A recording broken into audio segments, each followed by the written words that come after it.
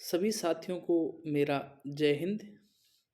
मैं आपका साथी राकेश जांगिड़ आरसी क्लासेज के इस यूट्यूब प्लेटफॉर्म पर आपका बहुत बहुत स्वागत करता हूं। कैसे हैं आप सब लोग? आशा करता हूं कि आप स्वस्थ होंगे, मस्त होंगे और एक शानदार जोरदार रणनीति के साथ परीक्षा की तैयारी में जुटे हुए होंगे। साथियों, पिछली क्लास में मैंने पैसिव वॉइस के असर्टिव सेंटेंस के बारे में चर्चा की थी और आज मैं आपके सामने एक नए वीडियो के साथ पार्ट 5 लेकर के आ रहा हूँ पैसिव वॉइस का पार्ट 5। और जो पार्ट 5 है वो पूरा का पूरा आधारित होने वाला है इंट्रोगेटिव सेंटेंस पर। आज पार्ट 5 में अपन इंट्रोगेटिव सेंटेंस पर चर्चाएं करेंगे कि किस प्रकार से आपको इंट्रोगेटिव का एक्टिव वॉइस से पैसिव वॉइस बनाना है। यदि आपको किसी तरह की क्वेरी है तो आप मेरे इस व्हाट्सएप नंबर 9799281509 पर कांटेक्ट कर सकते हैं।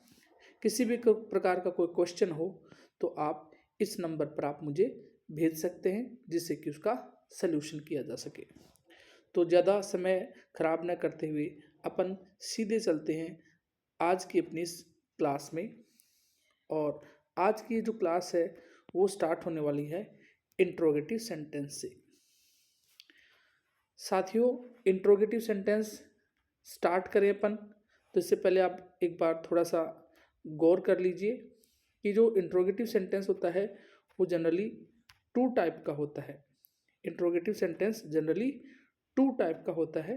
पहला जो सेंटेंस इंट्रोगेटिव होता है वो होता है स्टार्टेड विथ हेल्पिंग वर्ब, और जो दूसरा इंट्रोगेटिव सेंटेंस होता है वो स्टार्टेड विथ WH वर्ड। यानी वो सेंटेंस जो हेल्पिंग वर्ब से बनते हैं उनका एक्टिव वॉइस से पैसिव वॉइस कैसे बनाया जाएगा, और वो सेंटेंस जो WH वर्ड से स्टार्ट होते हैं उनका पैसिव वॉइस कैसे बनाया जाएगा, आज की क्लास में अपन ये डिस्कस करने वाले हैं। तो सबसे पहले अपन चलते हैं कि किस प्रकार से अपन हेल्पिंग वर्ब से बनने वाले सेंटेंस का एक्टिव वॉइस से पैसिव वॉइस बनाते हैं। तो देखिए, स्क्रीन पर आपको दिखाई दे रहा होगा, नीचे एक सेंटेंस दिया गया है, is she flying kites. Sentence में सी है वो सब्जेक्ट है, फ्लाइंग है वो वर्ब है और काइट्स ऑब्जेक्ट है। लेकिन ये सेंटेंस बिगिनिंग किससे हो रहा है? इज से। यानी सेंटेंस की शुरुआत किससे हो रही है? हेल्पिंग वर्ब से। यदि किसी सेंटेंस की शुरुआत एक्टिव वॉइस की हेल्पिंग वर्ब से होती है तो उसका पैसिव वॉइस भी हेल्पिंग वर्ब से ही स्टार्ट होता है। तो यदि आपके पास में हेल्पिंग वर्ब दी हुई है एक्टिव वॉइस में तो उसका पैसिव वॉइस बनाते समय आपको हेल्पिंग वर्ब लिखनी है और वो हेल्पिंग वर्ब चेंज करके लिखनी है। फिर इसके बाद में आपको ऑब्जेक्ट को सब्जेक्ट बनाना है, फिर आपको वर्ब की थर्ड फॉर्म लगानी है, इसके बाद में आपको प्रेपोजिशन का प्रयोग करना है और उसके बाद अपन सब्जेक्ट को ऑब्जेक्ट के स्थान पर लिख देते हैं और अंत में क्वेश्चन मार्क लगा देते हैं।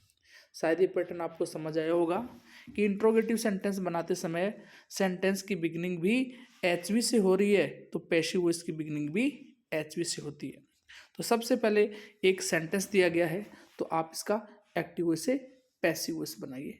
सेंटेंस कुछ इस तरह से है। सेंटेंस दिया गया है, इज सी फ्लाइंग काइट्स। तो स्टार्ट हो जाइए, पेन और नोटबुक लेकर के इस सेंटेंस का आप पैसिव वॉइस बनाइए। सेंटेंस के बिगिनिंग में इज है इसलिए आप भी हेल्पिंग वर्ब लगाएंगे। अपन जो हेल्पिंग वर्ब लगाने वाले हैं वो काइट्स के अकॉर्डिंग लगाने वाले हैं। काइट्स प्लूरल है तो प्लूरल होगा तो सबसे पहले आर लिख देंगे। इसके बाद में काइट्स ऑब्जेक्ट है उसको सब्जेक्ट बना देंगे, काइट्स। इसके बाद में जो बची हुई वर्ब है ER-M किस में चेंज होती है? बीइंग में, वो लगा देंगे अपन बीइंग। इसके बाद में अपन वर्ब की थर्ड फॉर्म का प्रयोग करेंगे, फ्लाई की थर्ड फॉर्म फ्लॉन, और अंत में अपन बाई का प्रयोग करके सब्जेक्ट को ऑब्जेक्ट बना देंगे और सी का बना देंगे हर, और अंत में लगा देंगे क्वेश्चन मार्क। क्या आप लोगों का ये सब सेंटेंस सही हुआ? एक बार फिर से देख लीजिए। सबसे पहले अपन काइट्स के अकॉर्डिंग लगा देंगे आर, फिर उसके बाद में काइट्स के अकॉर्डिंग लगा देंगे आर, फिर लिख देंगे अपन ऑब्जेक्ट को सब्जेक्ट बना देंगे, फिर बची हुई वर्ब बीइंग लगा देंगे, फिर वर्ब की थर्ड फॉर्म लगा देंगे, फिर प्रेपोजिशन का प्रयोग करेंगे और उसके बाद में सब्जेक्ट का ऑब्जेक्ट बना देंगे, अंत में क्वेश्चन मार्क लगा देंगे। आई होप आपको ये बात बिल्कुल समझ में आई होगी, अच्छे से समझ में आई होगी। तो इसी कड़ी में अपन चलते हैं अगले क्वेश्चन की तरफ, और अगला क्वेश्चन कुछ इस तरह से है। यहाँ 2 सेंटेंस दिए गए हैं, तो आप फटाफट दोनों सेंटेंस का पेसिव बनाएं। पहले सेंटेंस की बिगनिंग हो रही है डू से, और अपने पास में कॉफ़ी है ऑब्जेक्ट, लाइक है वर्ब, यू है सब्जेक्ट, इसलिए आप कॉफ़ी के अकॉर्डिंग डू डज को बदल देंगे इज आर एम में। सबसे पहला वर्ड होगा इज, फिर ऑब्जेक्ट हो जाएगा कॉफ़ी, फिर इसके बाद में वर्ब की थर्ड फॉर्म लाइक्ड, इसके बाद में बाई का प्रयोग, फिर अपना जो सब्जेक्ट यू है उसको ऑब्जेक्ट बना देंगे, और ऑब्जेक्ट भी क्या रहेगा, यू रहेगा, और अंत में लगा देंगे क्वेश्चन मार्क। दूसरा सेंटेंस का आंसर कुछ इस तरह से होगा, is coffee liked by you. चलिए अपन चलते हैं तीसरे सेंटेंस की तरफ, और तीसरा सेंटेंस यह है जो स्क्रीन पे लिखा हुआ है, तो फटाफट आप इसको बनाना स्टार्ट करें। तीसरे सेंटेंस का आंसर बनाना स्टार्ट करें। सबसे पहले हैज हैव दिया हुआ है, तो हैज हैव को हैज हैव बीन में चेंज करते हैं। इस सेंटेंस का ऑब्जेक्ट है वो चेयर है, दिस चेयर के अनुसार क्या हो जाएगा, हैज। फिर अपन ऑब्जेक्ट को सब्जेक्ट बना देंगे, लिख देंगे this chair, has this chair. फिर लगा देंगे अपन बची हुई वर्ब बीन, फिर अपन प्रयोग करेंगे बाई, और सब्जेक्ट का ऑब्जेक्ट बना देंगे यू, और अंत में लिख देंगे क्वेश्चन मार्क। क्या आपका आंसर एकदम सही है? यदि आंसर सही है तो आप चलिए नेक्स्ट क्वेश्चन की तरफ, और नेक्स्ट क्वेश्चन है वो कुछ इस तरह से है। तो फटाफट आप इस नेक्स्ट क्वेश्चन का आंसर बनाइए। बताइए सबसे पहले डिड किस में चेंज होता है? डिड चेंज होता है अगले वाले टेंस में, और अगले वाला जो टेंस है वो है आपका वाजवर। तो द पुअर के अकॉर्डिंग आप बताइए किसका प्रयोग करेंगे? अधिकतर स्टूडेंट्स हैं वो लिखने की कोशिश कर रहे हैं वोज, लेकिन याद रखें द पुअर पूरी प्रजाति का संकेत दे रहा है, इसलिए वर्ब रहेगी plural, were, were the poor. आगे थर्ड फॉर्म हेल्प्ड, आगे बाई, सी का हो जाएगा हर, और लास्ट में क्वेश्चन मार्क। जिन जिन लोगों का ये क्वेश्चन गलत हुआ है उनमें केवल एक ही बात की गलती हुई है कि उन लोगों ने यहाँ पे वोज का प्रयोग किया है, जबकि यहाँ वर का प्रयोग होगा। चलिए फिर चलते हैं अगले क्वेश्चन की तरफ, और अगला क्वेश्चन है कुछ इस प्रकार से। क्वेश्चन है was she writing a story, was she writing a story. फटाफट आप इस क्वेश्चन का आंसर कीजिए। पहला जो शब्द होगा, पहला जो वर्ड लिखा जाएगा वो स्टोरी के अकॉर्डिंग लिखा जाएगा वॉज, फिर लिखा जाएगा ए स्टोरी, वॉज वर्ड किस में चेंज होगा, बीइंग में, वॉज ए स्टोरी बीइंग, फिर वर्ब की थर्ड फॉर्म लिखी जाएगी रिटन, फिर आगे प्रयोग होगा बाई, और सी का हो जाएगा हर, और लास्ट में लग जाएगा क्वेश्चन मार्क। तो इस तरह से इस क्वेश्चन का जो आंसर होने वाला है वो होगा was a story being written by हर।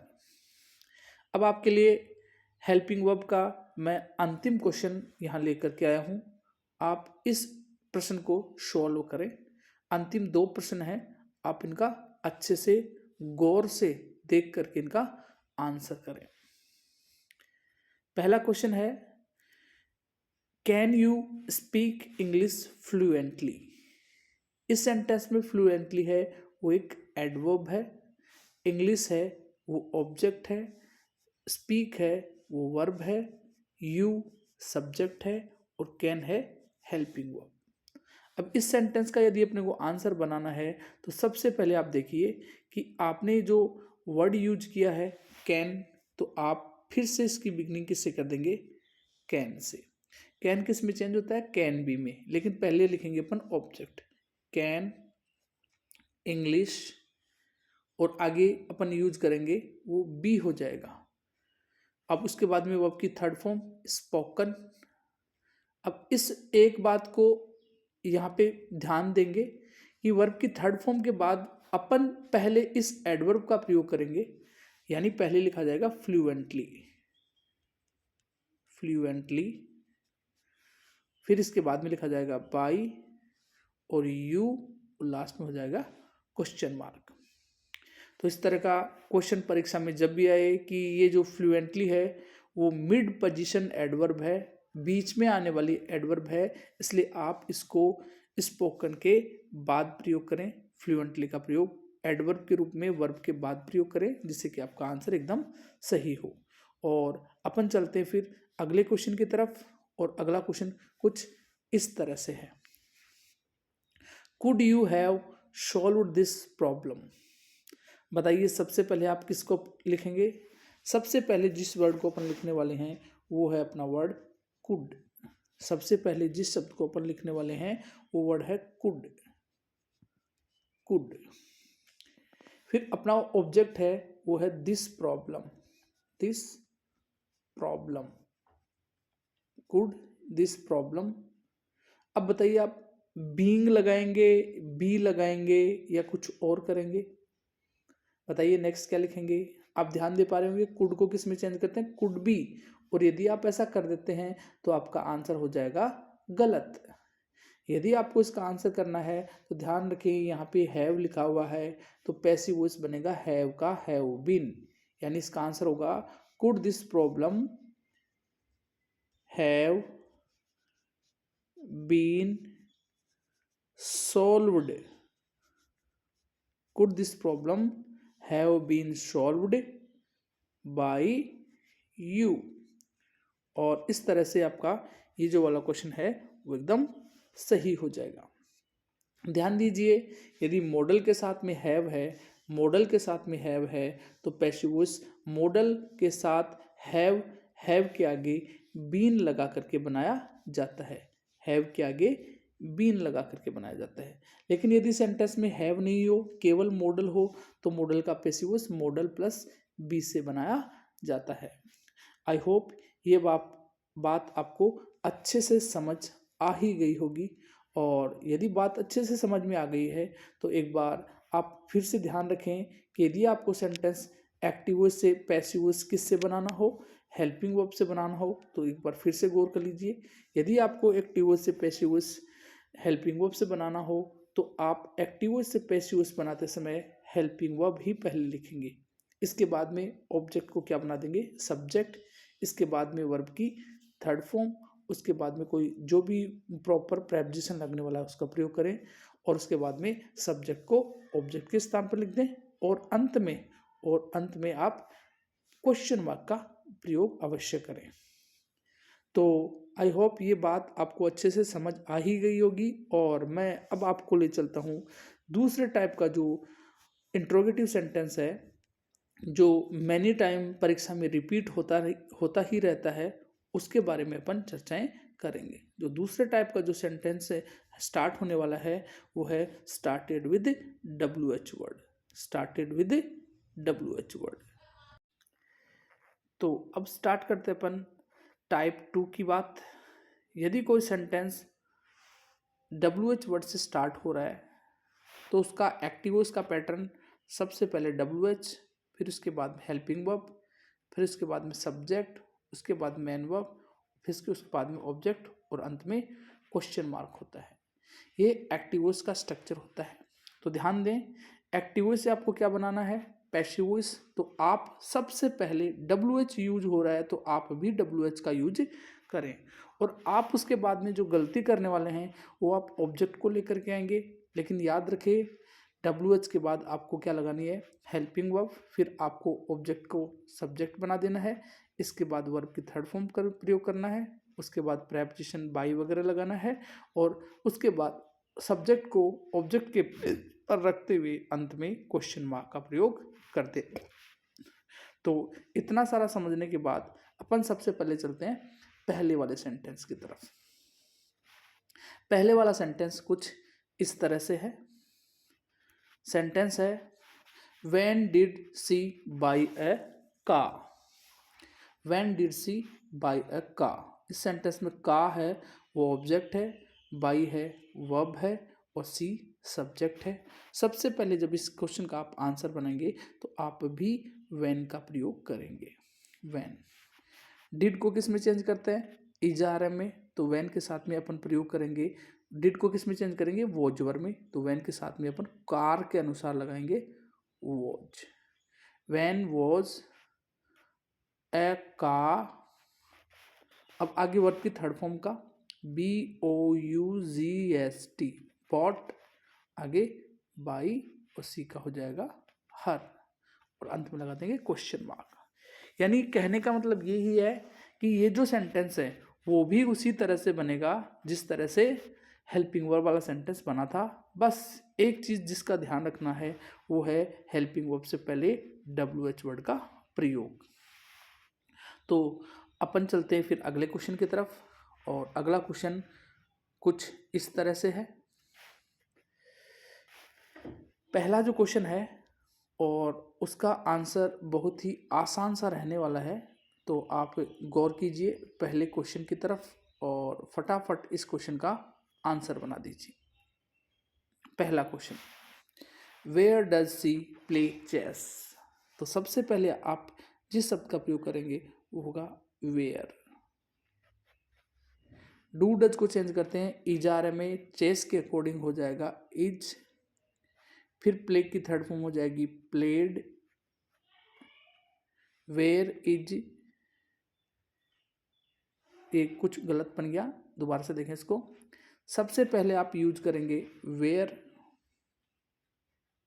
इसके बाद में आप चेस के अकॉर्डिंग यूज करेंगे इज, फिर आप ऑब्जेक्ट लिखेंगे चेस, वेयर इज चेस, फिर वर्ब की थर्ड फॉर्म प्लेड, आगे बाई और सी का हो जाएगा हर, लास्ट में हो जाएगा क्वेश्चन मार्क।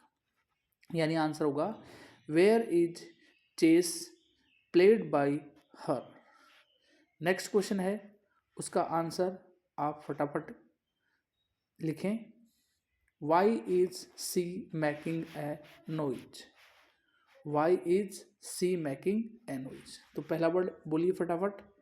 पहला वर्ड होगा वाई, इजारएम बीइंग में चेंज होगा, तो नॉइज के अनुसार इज, फिर लिख देंगे ए नॉइज, फिर लगा देंगे बीइंग, फिर लगा देंगे वर्ब की थर्ड फॉर्म मैड, फिर लिख देंगे बाई और सी का हो जाएगा हर, लास्ट में लगा देंगे क्वेश्चन मार्क। यानी इस क्वेश्चन का आंसर होगा why is a noise being made by her. चलते हैं फिर अगले क्वेश्चन की तरफ। How did he help the poor. एक बार फिर से गौर कर लेना, यहाँ सेंटेंस में पुअर वर्ड का प्रयोग हुआ है, तो पुअर के अनुसार जो वर्ब आने वाली है वो प्लूरल होगी। तो क्वेश्चन का आंसर कुछ इस तरह से होगा, हाउ वर द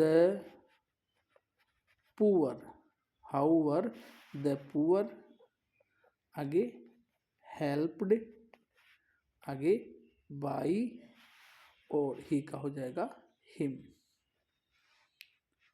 क्वेश्चन का आंसर होगा how were the poor helped by him.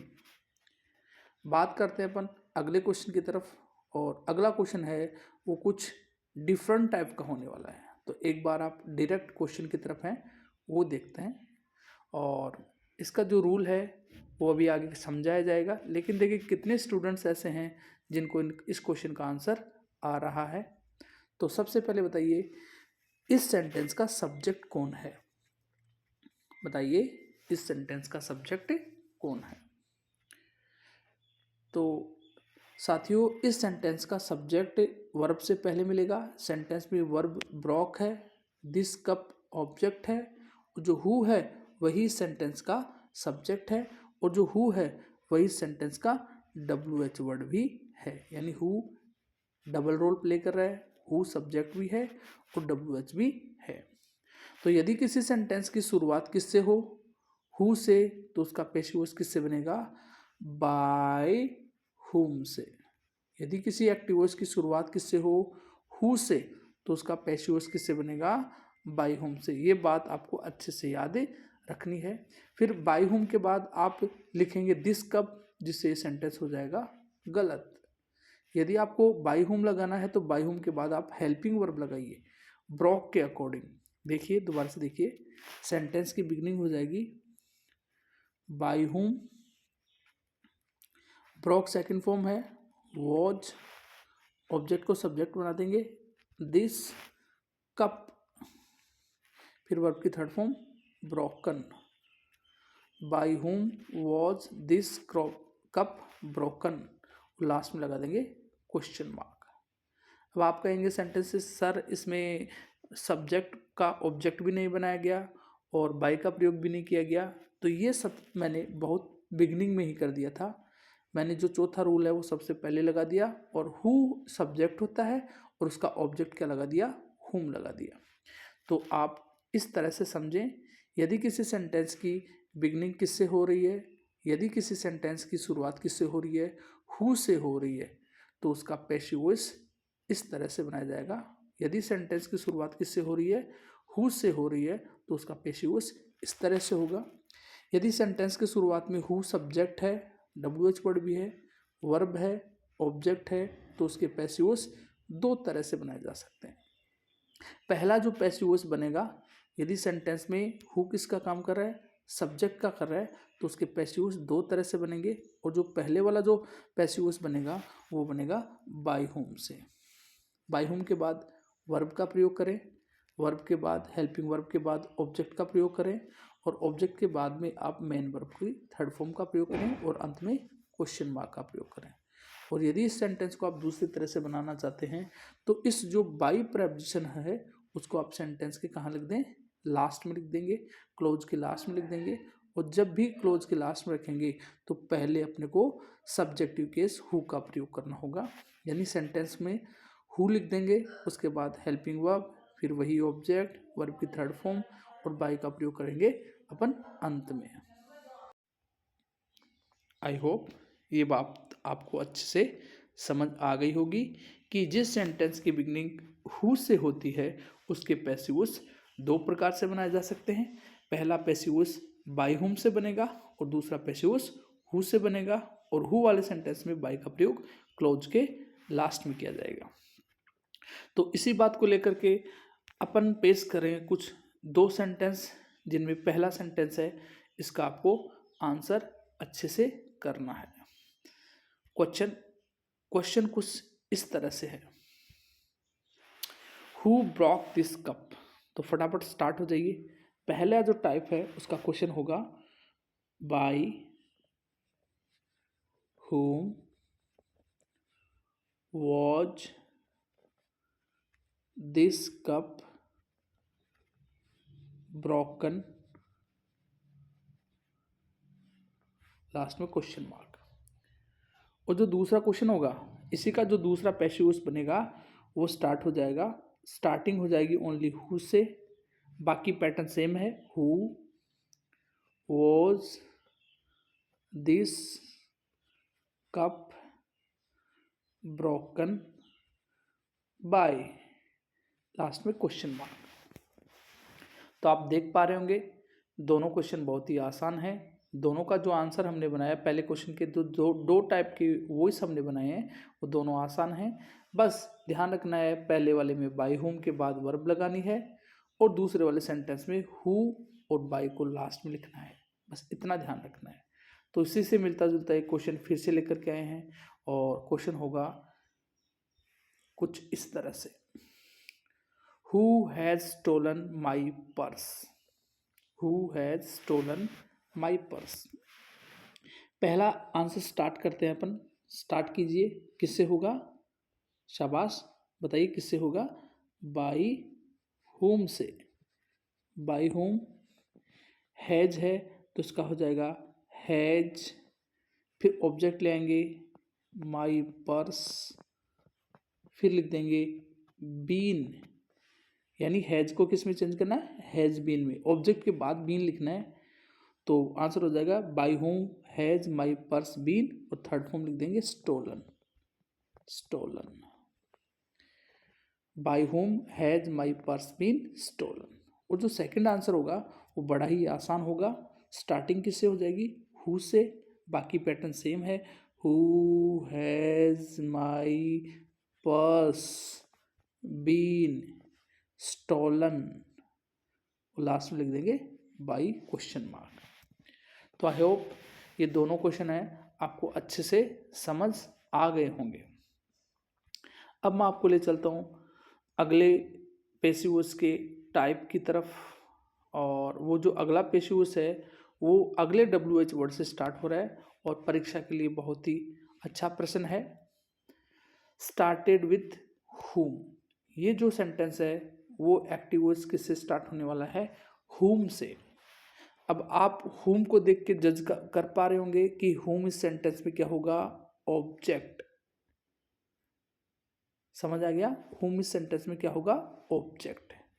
तो यदि आप whom ऑब्जेक्ट बना रहे हैं, whom पहले से ही ऑब्जेक्ट आ रहा है, तो ऑब्जेक्ट को आप सबसे पहले किस में चेंज कर दीजिए, सब्जेक्ट में, यानी whom को आप किस में बदल दीजिए, who में बदल दीजिए। फिर आप प्रयोग कीजिए हेल्पिंग वर्ब, फिर आप प्रयोग कीजिए वर्ब की थर्ड फॉर्म, फिर आप प्रयोग कीजिए ऑब्जेक्ट, फिर प्रेपोजिशन, फिर प्रेपोजिशन बाय के बाद में सब्जेक्ट, और अंत में क्वेश्चन मार्क। बात कुछ समझ में आ रही होगी। देखो क्वेश्चन कुछ इस तरह से है, एक बार फिर से समझ लीजिए कि यदि आपके पास में whom आ रहा है तो आप पैसिव वॉइस किससे बनाएंगे, who से बनाएंगे। फिर वही हेल्पिंग वर्ब ले आइए, फिर इसके बाद में मेन वर्ब ले आइए, फिर इसके बाद में ऑब्जेक्ट ले आइए, प्रेपोजिशन ले आइए, सब्जेक्ट, और अंत में क्वेश्चन मार्क। क्वेश्चन देखिए पहले, whom did you help, question है whom did you help। तो बताइए सबसे पहला वर्ड क्या लिखा जाएगा, who, सही बताया आपने, who, did है was में चेंज हो जाएगा, who was थर्ड फॉर्म लगा देंगे helped, फिर चौथा प्रयोग हो जाएगा by, और सब्जेक्ट है you तो हो जाएगा by you, यानी who was helped by you। अब नेक्स्ट क्वेश्चन की तरफ अपन चलते हैं। नेक्स्ट क्वेश्चन है इसी का, whom did Rahul give a book। अब इस सेंटेंस में एक बात गौर करने वाली है कि सेंटेंस में whom भी ऑब्जेक्ट है और a book भी ऑब्जेक्ट है, give है वर्ब है, राहुल क्या है, सब्जेक्ट है। तो क्वेश्चन का यदि आंसर बनाना चाहें तो क्वेश्चन का आंसर एक बार आप जरूर बताइए किस तरह से होगा। सबसे पहला वर्ड क्या लिखा जाएगा, सबसे पहला वर्ड लिखा जाएगा who, फिर did है तो किस में चेंज हो जाएगा, was, who was, फिर थर्ड फॉर्म लिखा देंगे given, who was given। यदि आगे ऑब्जेक्ट आ रहा है तो आप इस थर्ड फॉर्म के बाद में ऑब्जेक्ट का प्रयोग करेंगे, who was given a book, who was given a book, और इधर राहुल सब्जेक्ट है तो बाई राहुल। इस सेंटेंस का आंसर कुछ इस तरह से होगा, who was given a book by Rahul. और यदि आप अच्छे से समझ गए होंगे तो आप इस क्वेश्चन का आंसर जरूर करेंगे। क्वेश्चन है whom does she know here, और ये क्वेश्चन एक अच्छा शानदार क्वेश्चन है परीक्षा के लिए। तो जो सब साथी हैं वो इसका आंसर लिखें, आंसर बनाएं। पहला वर्ड हो जाएगा हु, डू डज है तो इज आ रहा है में हु इज, नो की थर्ड फॉर्म नॉन, यहाँ तक सबका सही है। Who is non. फिर कई साथी लगा रहे होंगे बाई, जो कि बिल्कुल गलत है। नॉन के बाद बाई नहीं आता, क्या आता है, टू आता है, जो आपको पहले की क्लास में पढ़ा दिया गया है। जो भी साथी इस चैनल पे आज नए जुड़े हैं वो पहले की क्लास जो कि part first second third fourth तक मैंने वॉइस के डाल दिए हैं, उनको एक बार ज़रूर देखें, क्योंकि यदि आपने part first second third fourth को देख लिया है तो आपको आगे के सेंटेंस बनाने में कोई दिक्कत नहीं होगी।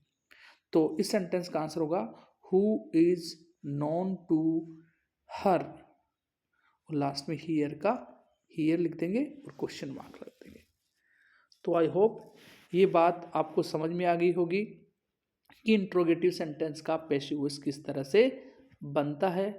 तो आज की क्लास में हम इतना ही पढ़ेंगे, और कल की क्लास में जो अपन स्टार्ट करने वाले हैं वो WH वर्ड, अगला WH वर्ड है वो है वॉट, और वॉट सेंटेंस में सब्जेक्ट का भी काम कर सकता है और वॉट सेंटेंस में ऑब्जेक्ट का भी काम कर सकता है। ये जो प्रश्न है एग्ज़ाम के लिए बहुत ही इम्पोर्टेंट है। तो अपन अगली क्लास में डिस्कस करेंगे वॉट के इंट्रोगेटिव सेंटेंस को किस तरह से पैसिव वॉइस में बदलें। तब तक के लिए सभी को मैं बेस्ट ऑफ लक देता हूँ कि जो भी लोग पूरे जोश जुनून के साथ एग्ज़ाम की प्रिपरेशन में जुड़े हुए हैं, आरसी क्लासेज के ये सभी वीडियोज़ उनके लिए बहुत ही हेल्पफुल रहने वाले हैं। तो आप कंटिन्यू आरसी क्लासेज के जितने वीडियोज़ हैं उनको आप शुरुआत से देखते रहें और अपने नॉलेज को एनहेंस करते रहें। और इसी के साथ बेस्ट ऑफ लक। जय हिंद।